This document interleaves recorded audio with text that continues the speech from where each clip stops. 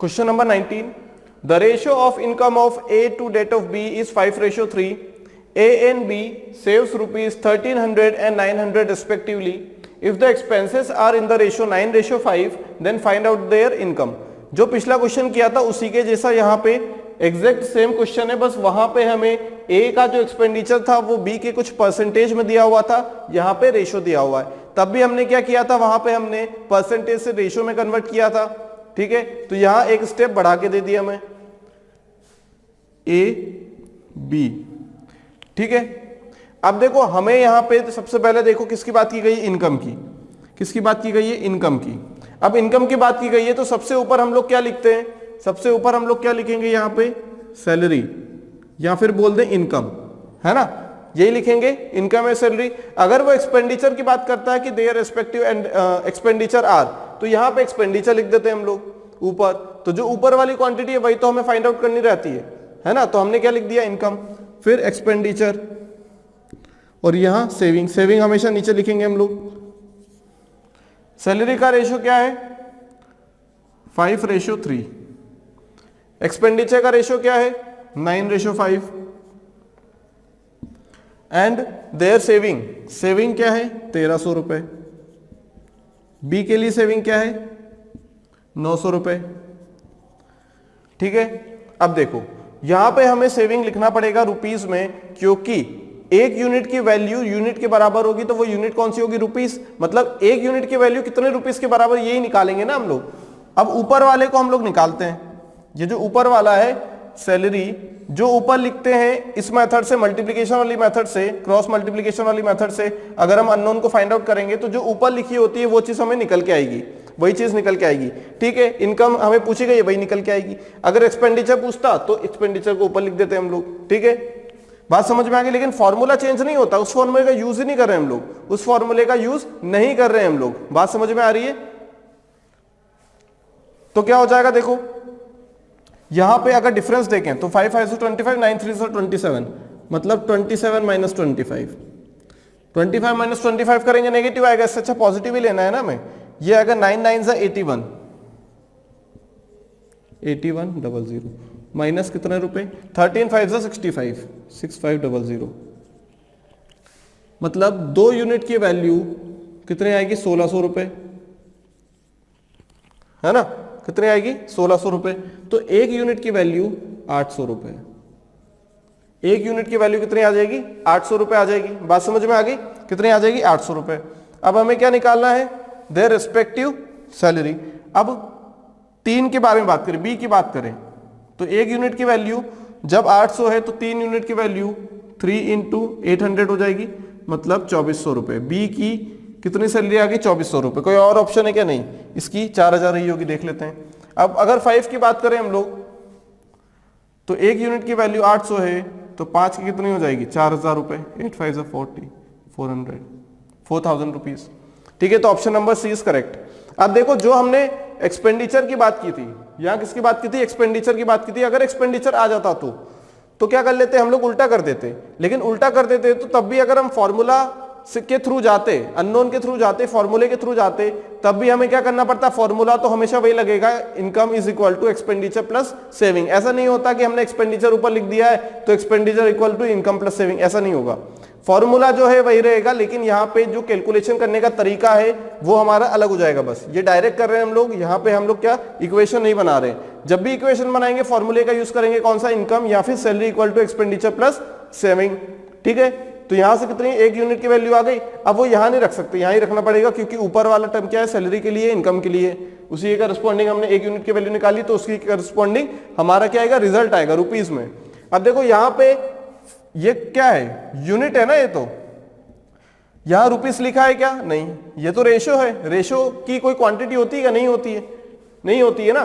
तो कितना हो गया, ये सैलरी है, एक्सपेंडिचर है, यहाँ पे ये हम यूनिट की वैल्यू फाइंड आउट कर रहे हैं। लेकिन जो सेविंग आएगी ना, लेकिन जो सेविंग आएगी ये यूनिट नहीं है, ये क्या है, यूनिट नहीं है, एक्चुअल में प्राइस है।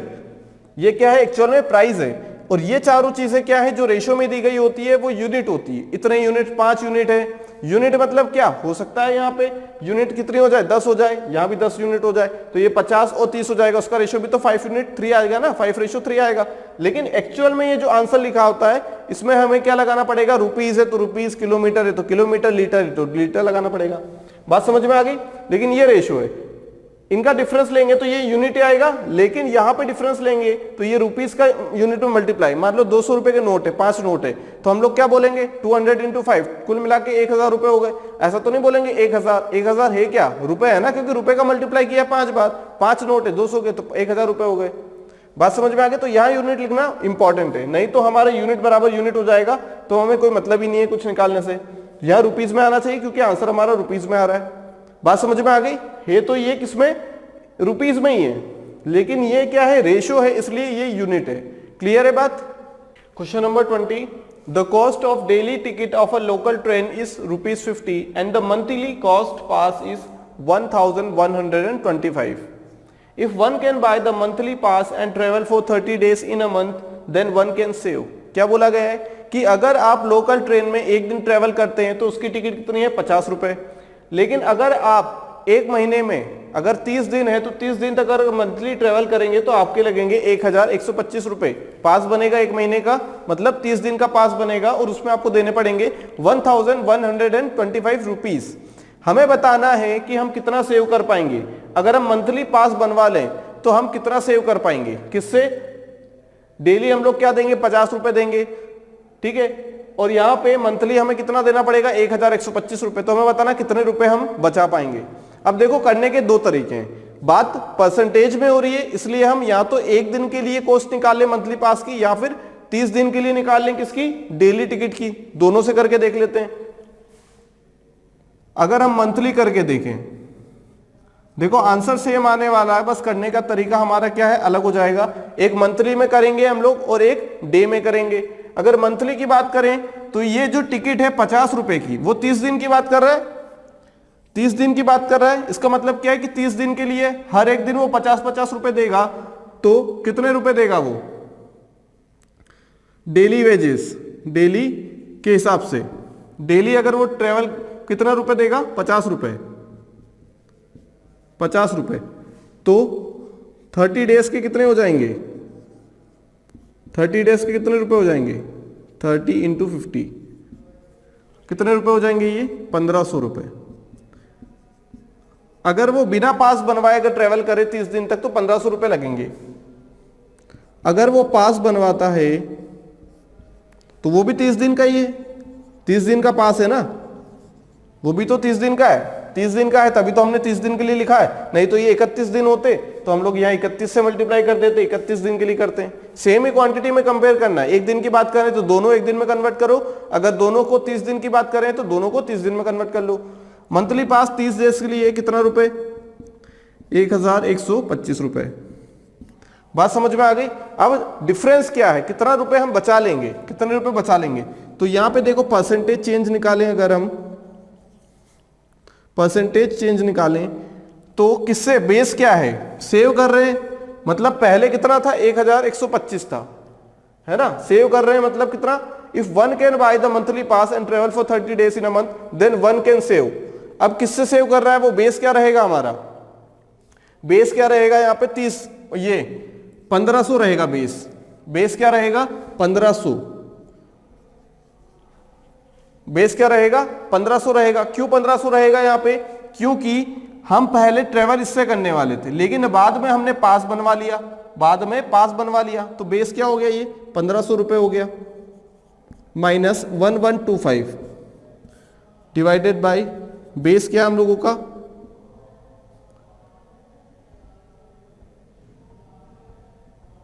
कितना आ जाएगा ये 1500 × 100। बात समझ में आ गई। बेस क्या है, यहाँ पे सेविंग की बात की गई है ना, यहाँ पे कितना हम बचा लेंगे, बचा लेंगे मतलब क्या हो जाएगा, सेविंग हो जाएगी, कितने रुपए बचा लिए हमने, तो यहां से कितना हो जाएगा, यहाँ पे ये 1125 हो जाएगा ना। देखो क्या हो रहा है, शुरू से देखो, पहले हमारे 30 दिन में 1500 लग रहे थे, अगर पास बनवा लेते हैं तो 1125, तो हमें देखना कितने का अंतर आ रहा है, कितना परसेंट कम हो रहा है। तो बाद में हमने इतना किया है, पहले बेस ये था इनिशियल और इनिशियल इतना लग रहा है। बात समझ में आ गई? परसेंटेज चेंज फाइनल बाद में, जब बाद में हमने पास बनवा लिया तो हमारा 1125 रुपए लग रहे हैं, कम हो रहा है परसेंटेज चेंज, मतलब हमें क्या फायदा मिल रहा है, परसेंटेज फायदा मिल रहा है परसेंट का। कितना हो जाएगा ये 375 डिवाइडेड बाई 15, क्योंकि ये 100 00 से 00 कैंसिल हो जाएगा तो ये परसेंट बचेगा। कितना आ जाएगा ये 25 है ना, 15 2 30 और ये 5, 25%। नेगेटिव में आएगा ना, ये नेगेटिव में आएगा, नेगेटिव को 25%, मतलब 25% कम हो जाएंगे पैसे।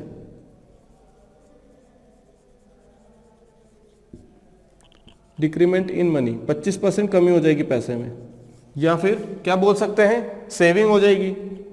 सेविंग क्या, नेगेटिव आ गया ना, मतलब सेविंग कर ली हमने 25% की। बात समझ में आ गई? क्या किया हमने, 25% की सेविंग कर ली। परसेंटेज चेंज, परसेंटेज चेंज मतलब किससे कंपेयर करना है हमें, 1500 से।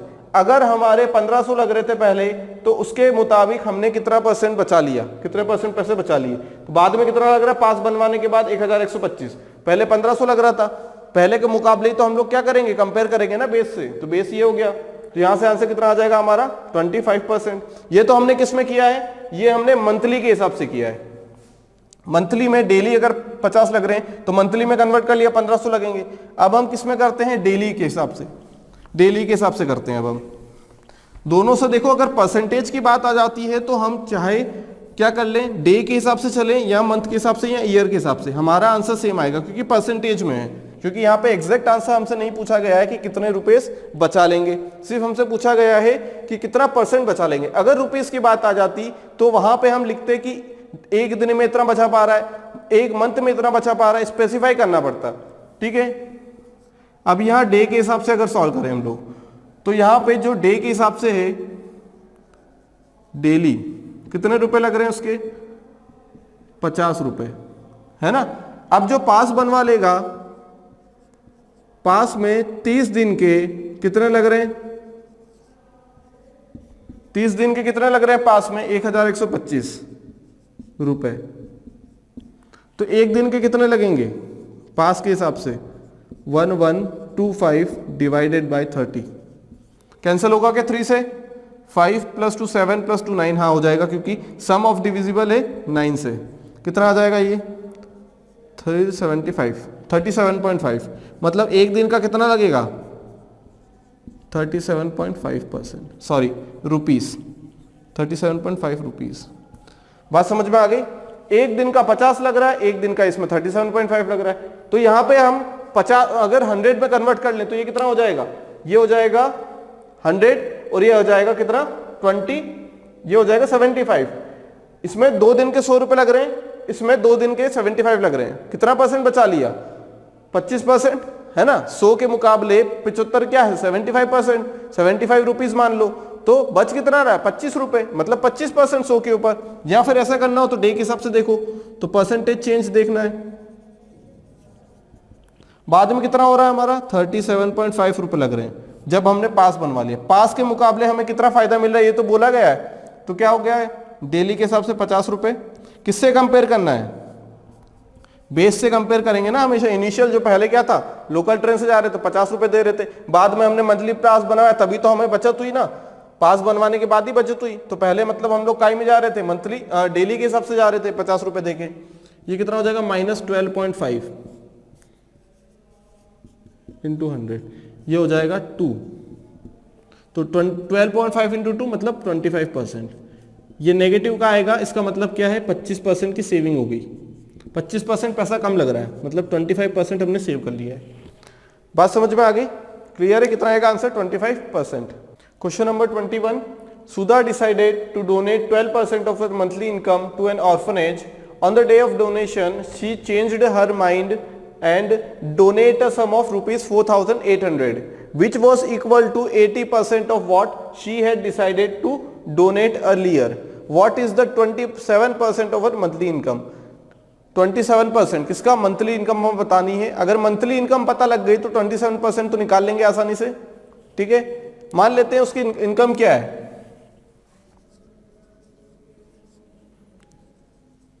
Late the income of Sudha equal to x rupees. X rupees है, मान लो उसकी इनकम है। अब उसका 12%, किसका, ये जो एक्स का 12% है, उसने पहले सोचा था कि वो दान कर देगी, है ना, अनाथ आश्रम में क्या कर देगी, दान। अब 12% क्या होगा यहाँ पे, 12% मतलब 3x/25, है ना, परसेंटेज को फ्रैक्शन में कन्वर्ट करना है, तो 12/100, तो 4 से डिवाइड होगा, तो 4 3 ज़ा 12 और 4 × 25, किसका, एक्स का। इतना उसने सोचा था कि करेंगे, लेकिन जिस दिन डोनेशन करना था उसने अपना मन बदल दिया, उसने अपना डिसीजन बदल दिया, और उसने क्या किया, उसने सिर्फ 4,800 रुपए क्या किए, डोनेट किए, 4,800 रुपए डोनेट किए। पहले वो डोनेशन कितना करने वाली थी, 3x/25, ये वो डोनेट करने वाली थी, पहले डोनेट करने वाली थी, लेकिन बाद में उसने डोनेट क्या किया, एक्चुअल में उसने डोनेट क्या किया, उसने डोनेट किया 4,800 रुपए। कितने डोनेट किए उसने, 4,800 रुपए डोनेट किए उसने। और ये जो डोनेशन है 4,800, ये किसके बराबर है, 80% के। किसके, 80% किसका, जितना वो पहले डोनेट करने वाली थी उसके 80% के बराबर है।